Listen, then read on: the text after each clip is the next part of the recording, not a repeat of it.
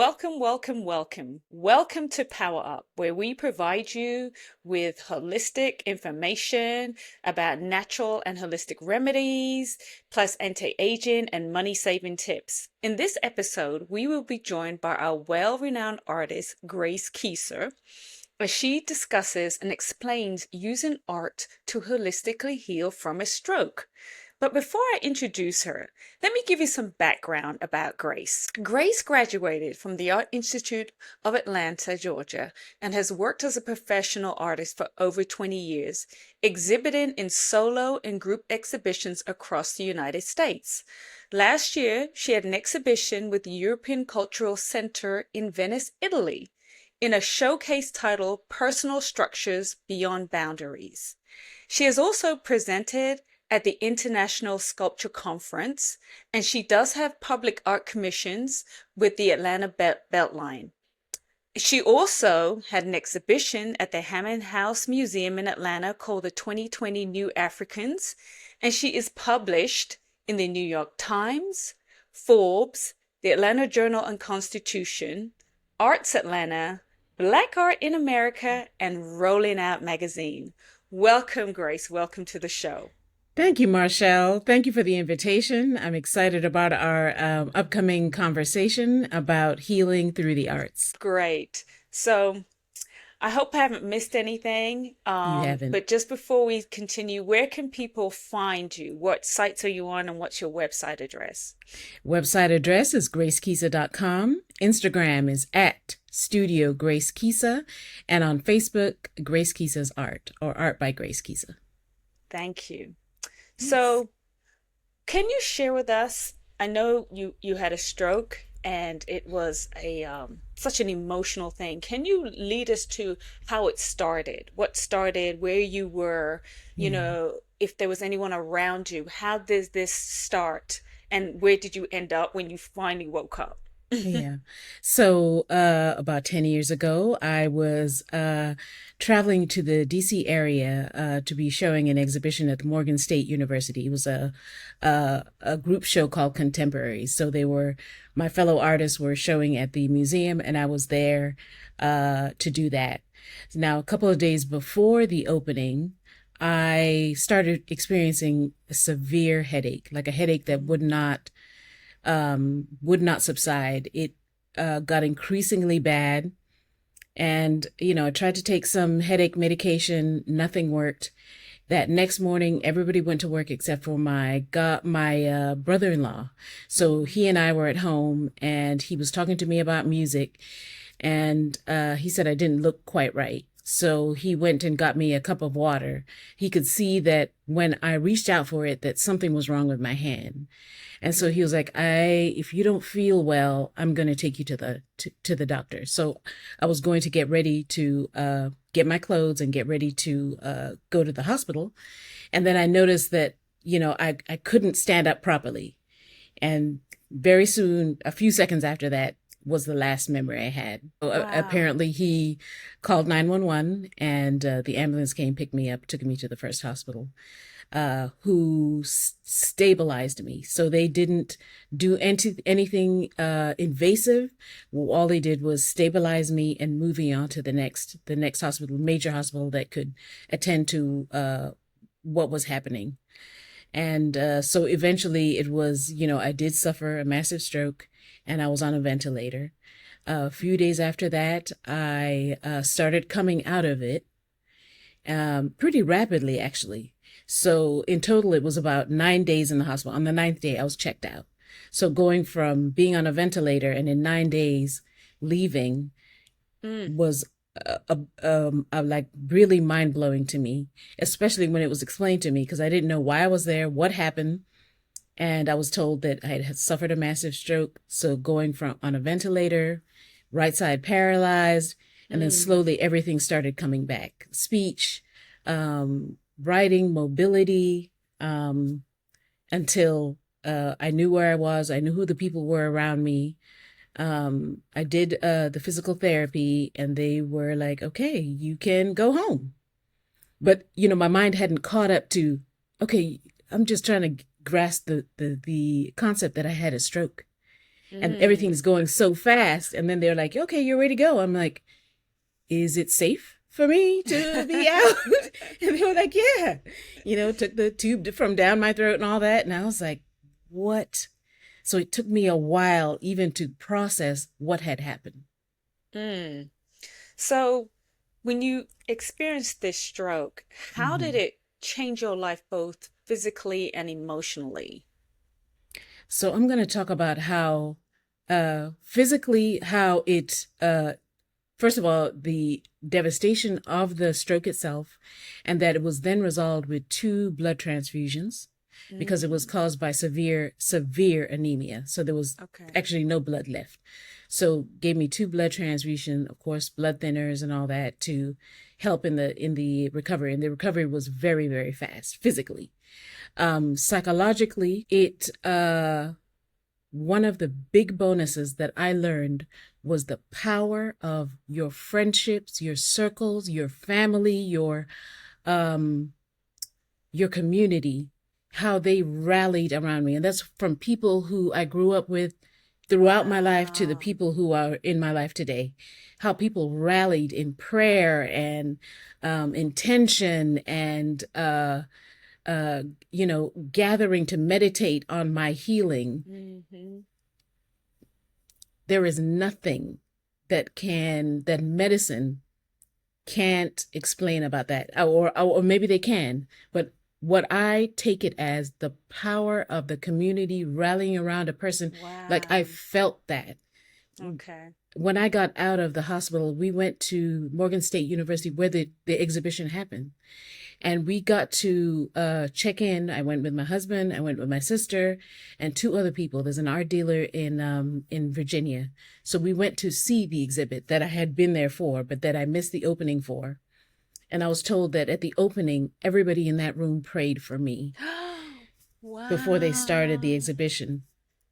When we checked in to see the exhibition, the security guard said, I was praying for you. It There is nothing like that. Like it changes your perspective of the world. You are not like Mm. just living and living, really living, making relationships with human beings and with other people. It literally can save your life. It can buoy you and lift Mm. you up and lift your spirits up, even when you're confused about what's going on. But what I wasn't confused about and what I did learn is that people loved me enough to Mm. put their time in, to meditate on, to share news, to cheer me on uh, through this thing. There's I forgot who wrote it, but they say it's not just food is medicine. They say Yes, sun is medicine, yes, exercise is yes, medicine, yes. sleep is medicine, love is medicine. The truest, the Yeah, yeah. They truest. say there's about seven of them, so that goes all Mm-hmm. into it because Mm-hmm. if it's like you can be sick if you're Yes, feeling like nobody cares about you when you absolutely. don't, and if you are in an environment where you've never had anyone love or care about That's you, right. You people it can die. mess you up yeah, Yes, yes, psychologically and even yes. physically. Mm-hmm. Yes. Absolutely, Yeah, that's absolutely. mm-hmm. Yeah, those are the biggest gift that I took from that, and took it and spread it out because I am, and I consider myself a loving person. I will Yes, always you give it are. out, and it's not giving to get back. You don't know. You don't know how it Mm-hmm. manifests back. Mm-hmm. But the testimony that I'm here to say is that love is the greatest healer. Truly, truly, truly, truly. So then what drew you to art then as a way of Mm-hmm. healing you versus any other modality? You know what I'm saying? For me, art has been part of my life, an integral part of my life since I was 3, 4, 5 years old. When I Mm-hmm. first started nursery school, my dad used to interview us and record our interviews, right? So just asking us about this little life that were living, and had just started going to school and had just started learning English, right? Because my first Mm. language was Luya. I'm from Kenya. And with my limited English, I said, I want to Nihanda Gazi Beacher, which is I'm writing pictures. He was like, what do you do? Mm. What are you doing at school? I was like, I'm writing pictures, which was my way to articulate what art was, that's what I was doing. So art has always been a part of my life. Always painted, draw, uh, Wow. sculpted. We were outside kids, so we made things out of the gardens. We made pots out of mud. My mom taught us how to weave, so we would tear palm fronds from the trees, and she taught us how to weave using that. She taught us how to sew. She taught us how to knit. And then she was also an outside kid. She had 4 or 5 brothers, and they played hard. So the things Mm. that she learned from her childhood, she taught us. And then we incorporated it into, our international experience of living in different countries and always having a garden and always being an outside kid, like playing outside. So I always painted and drew. Like I remember in 3rd grade, I had a particular teachers that I really loved. We lived in Ethiopia. And so I would always make a piece of art for them and give it to them. So I was always known as an artist, So even this, in kindergarten, yeah. elementary, all the way through. So you basically drew upon your art, and I think it was Yes, specifically sculpture because it was yes, like embedded in you. Um, yes. so did you encounter any kind of like challenges while you were going back to what was embedded in your DNA, which was the art, the sculpture? Were you facing any challenges when you went back to sculpture or painting that you did, or a combination of both? Were you forgetting how to put parts together, mold parts together? Were you Yeah. forgetting how to hold your brush? I mean, what was the whole situation? I never forgot how to hold a brush. I never forgot how to mold clay or resin Okay. or metal. Uh, I think it was because, long-term memory, I had it. Mm, Sometimes short-term memory or some things got transposed or jumbled. okay. So I would say that I'd be trying to remember a song or someone who wrote the song. I could see the person, but I was trying to remember their name. So Mm, I remember I was in conversation with Maurice, and we were talking about Whitney Houston's version of I Will Always Love You. And I was like, the artist who wrote it, it was in the movie The Best Little Whorehouse in Texas. And that was a movie in the 80s, right? I remember the lady singing it. And I was like, I'm not going to look it up. I'm just going to try and recall. So I would do that to test myself to make sure that I could find that file in the hard drive, oh, right? okay. So 2 or 3 days later, it would come to me and it'd be like, Dolly Parton, because that's who it was, right? I could see her, but trying to find where the file was. And I use the analogy of a hard drive that you unplug without ejecting it properly on the computer. So sometimes Mm-hmm. the memory in there gets jumbled. It didn't Mm-hmm. erase the data. It's in there. You just have to find what folder it's in. So that's my analogy on how I would do my recall exercises. But So the I used art as a way to facilitate that brain work. okay. Oh, I Um, see. hmm So you remember the So, art. That wasn't an oh issue. It yeah, was oh other yeah, things like my names. hands, Okay. yes, yes. So practical things like so I used art as the tool to exercise those parts of the brain Mm-hmm. that then, made it more malleable. And it's like, okay, this is the person I was looking for. Mm-hmm. This is the street name. This is how to get to such and such. Okay. I think the more I did it, the better it got. And Okay.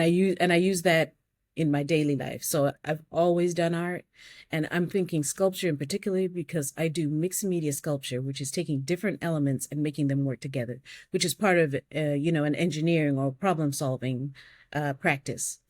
So if I'm working with clay Mm-hmm. and resin is also very technical and very chemical, Mm. and then I am trying to make it work with a wooden piece or a found object that is metal and making it make sense. So I'm using the different parts of my brain to make this thing. And so I'm thinking when that brain is being massaged and it's exercising, then it's Mm-hmm. easier for it to give me the information that I need.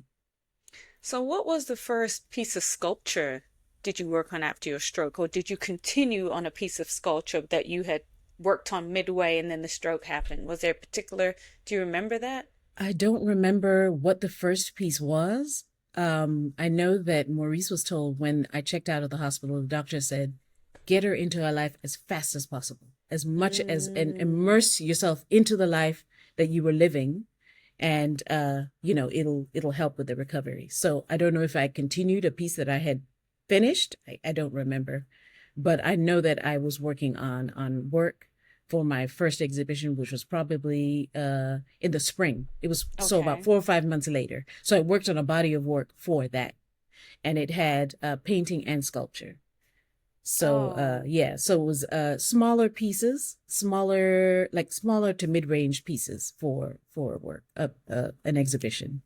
how did it feel? You coming out, and was it like something familiar, or was there a little bit of resistance? I mean, how did it feel? You're talking about being in the world, No, or first when you're getting out and you're yes, starting a piece of artwork, how did that feel? That very first, familiar. Very, okay, very good. familiar. It felt like home. It felt like there was Mm-hmm. no hesitation or I don't know how to do. No, no. It's so ingrained in my my brain, Yeah, in it's my your life, DNA. that it's Mm-hmm. like even language, like it's so ingrained. I love language Mm-hmm. and using words and understanding and the meaning and using them to express an idea, the Mm-hmm. creation of art. And the mediums change depending on what I'm trying to say. So I would say that I'm multilingual because I am multidisciplinary. So I do Mm-hmm. photography and Yes. printmaking and a little bit of film work, sculpture. So that's makes me multilingual. So I'm thinking that that brain is already supple enough that it can carry me through. So if I can't find a way of articulating using sculpture, let me do a painting because it's something different. Mm-hmm.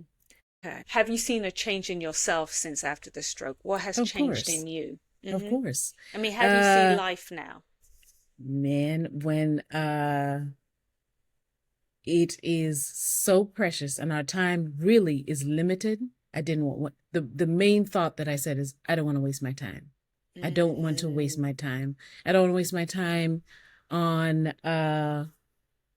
activities that don't feed me or mm, feed my people. Not that I ever did work that did that, but I want it to mean something. And I'm mm. doing it for my people first, and then everyone else who it resonates with. That's wonderful. Um, that that's the basic part of it. Okay. Was again going back to the depth of Mm-hmm. of meaning in the work. Taking my time, so Mm, not rushing through something. So just because or chasing the dollar, no, I'm trying to make something really impactful, something oh, good, something that I'm good. proud of, Good. something that represents me at that time. Because each time I'm trying to get better and better. I'm going to improve it. I'm going to take more time. I'm going to, the more you do it, the better you learn how to say the thing you're trying to say. You know, your answer reminds me of people who have gone through near-death experiences. Mm-hmm. I've read a lot of testimonials, and then when they Mm-hmm. come out of it, it's like they trying to do more purpose and more meaning. Yeah. So I'm going to ask you the question, Mm-hmm. when you were in that stroke Mm-hmm. for, what was it, 9 days? Mm-hmm. Lights out. Mm-hmm. Do you remember where you were? Did you see anything? Yeah. Did you have any out of body experience? Mm-hmm. What do you remember? I will say that while I was in the coma state, like on the ventilator, I traveled to a place and I could see it. It's a dappled green field that was next door to the house that one of our previous homes in my childhood. And I Mm. remember we used to look through the fence and see the people next door had this huge tract of land and there were rolling hills with dappled light because there were trees in there. I was on that side, not on the side of the Mm. where we lived. I was on the other side, on that field itself. Oh, you were on But that there was property. on not Yeah, on yeah. ours, on next door, the ones There, that okay. we used to peep through the Mm-hmm. hedge and see. And there was a log that was laying down, like a tree has been chopped or has fallen. And when I got to that log, I just appeared at that site, but I felt my mother's presence where it was. So I don't know if the symbolism of the tree as it being the base and sturdy, but when I felt there, I was like, Mummy is here and I'm safe. Mm. It is just a peace came over me off of that, and I knew she was there. And so I felt safe. That's the only memory that I have, except for there was one time I did open my eyes, and I remember me lying in a bed. It didn't make any sense to me. I saw my sisters, Julie and Catherine, sitting there, Edna sitting there, and Maurice. And then I Mm. closed my eyes. And what I was like, I don't know what that means. I thought it was maybe a dream. I didn't know Mm-hmm. what that was until like 4 or 5 days later. I woke up and I'm like, so what's really going? Like, what is going? What the? It's like you're being transported. You wake up somewhere and you're like, what in the actual? And then you're thinking, this is actually the dream. So when I got out of the hospital, Maurice and I, is part of integrating into life. We went to a movie, and as I'm sitting there, I'm like, "Am I really here?" Wow. Yeah, I asked him, "Is this real? Am I here, or is this a dream?" Because I couldn't tell what was dream or was real. Mm. When you're in a hospital, sometimes you don't even get a straight day of sleep or 6 hours of sleep because people are always coming in, always Oh, waking you up. So you yeah. don't know, am I in a dream? Am I asleep? Is this real or isn't? And then they tell you this story that's so crazy to you that you were in a coma and now you're checking out and you're still trying to process, did this really happen? And people who had been praying for me would see me around town and they'd be like, is this really this really you? And that you're out here walking and Mm-hmm. talking because they're thinking if you had a stroke, you would be on a cane or, you know, your face would be palsied or Yes. something. But Yes. I'm talking to you like I'm talking to you now, and they're like, what the really is going on? So if you're thinking that, imagine me who's been told the story. So I'm still trying to get my footing like, what is real and what isn't? So I think the interesting thing that you told me was your sister Julia contacted your parents, Mm-hmm. and stop me if I'm wrong. And I Mm. think your mother prayed, I Yes. don't know, for hours. Yes. And I think there was a point where there was a connection. In my words, you know me, Mm-hmm. like Mm-hmm. a energy or spiritual connection. Mm-hmm. I think because she prayed and I think she heard your voice. If you want to elaborate on that Yeah. situation. Yeah. She told me that I came to her and I told her I'm going to be okay. Right. Wow.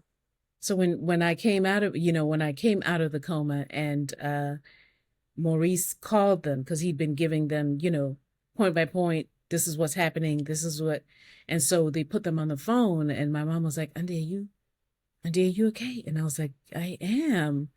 And then she was like, did this really happen? I was like, this is what they tell me.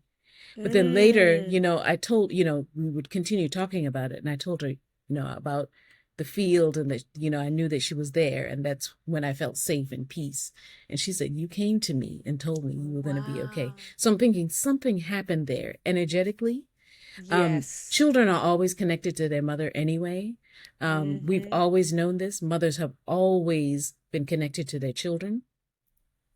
And I even read a research paper recently where they were saying when they examined a mother's brain that they could see particles of her children when a baby's in gestation. Mm-hmm. Some of it are you've shared a body like she that you as a mother Mm-hmm. you Mm-hmm. created a body was hosted you built a body inside your body your child Mm-hmm. and some of those vestiges are in the mother's brain.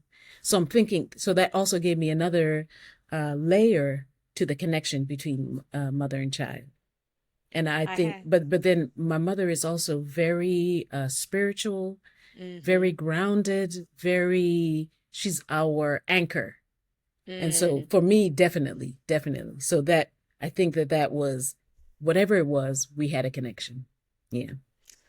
Well, I definitely know it was a miracle because Mm-hmm, when for sure. I was told I was going into the analytical mind, doing the research, I mean, Mm-hmm. I'll be honest, I didn't think you were gonna live for real. Look, the And people, so, the doctors said the same thing to my sisters, to Maurice. They were like, "This does not look good, so you better prepare yourself." And that mm-hmm. that was the truth. These are the people who are in the field. They see this all the time, and they were like, "It just doesn't look good." And so really, the best thing that they did was not cut into me, not but just do the blood transfusions. And slowly but surely, I started coming back. But Mm. And even that with that, they were baffled at the speed at which it happened.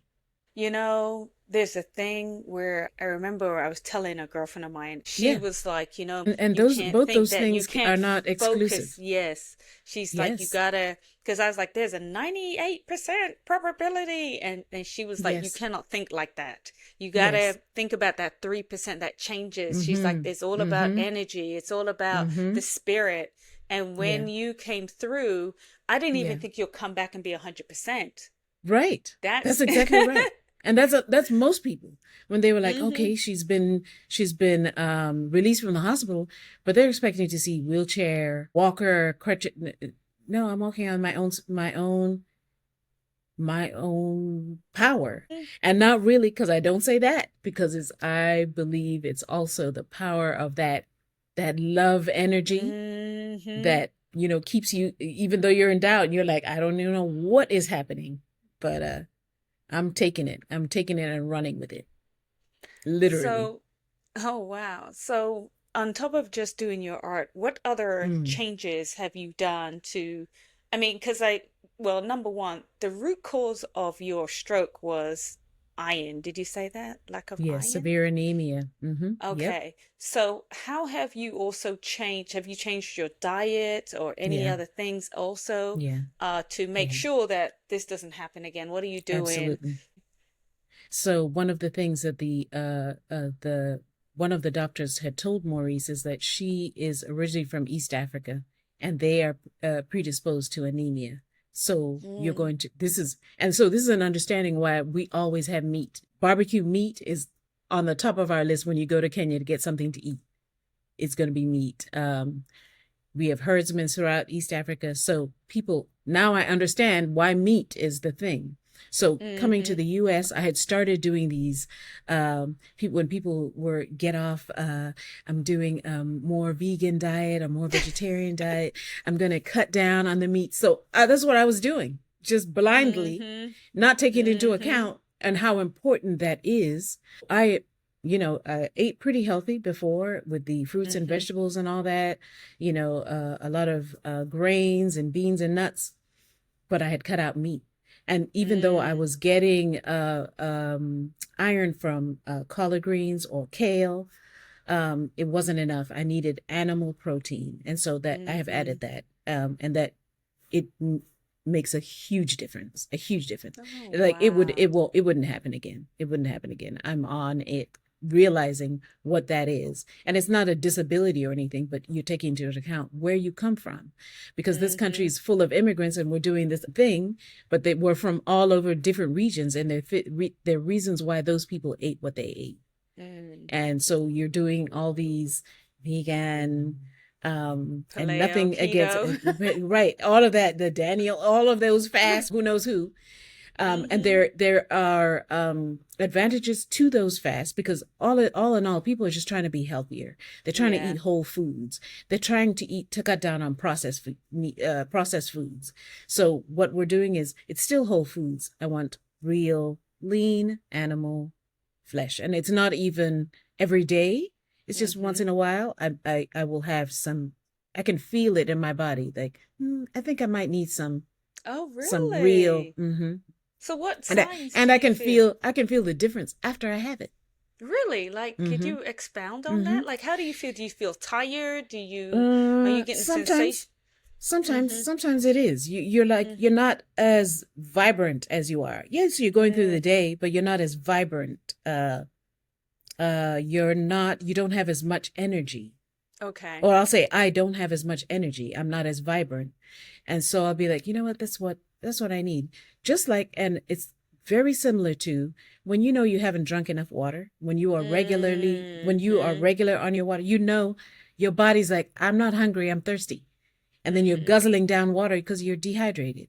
So Yes, that's it's the true. same feeling. When you're not, I haven't had it. Let me go ahead and Mm, have it. And you see the difference. Then you have clarity, mental clarity when now I'm hydrated, I can think properly. okay, good. Mm-hmm. So my last question is, what Mm-hmm. advice would you give someone who is just starting on their healing journey? Yeah. Whether it's through art or another medium, what advice would you give them? Well, I'm going to use art as my medium. And I have some research. I've done some research by a woman called Susan Magzamin, and she just wrote a book called Your Brain on Art. And she talks about how things like even like art for medical students Mm. improves their observation skills by 30%. And she has quantified this research. Um, art in communities, public art in communities, brings down crime, if you would Mm. believe that. Um, for regular people who don't consider themselves artists, coloring mandalas calms you down.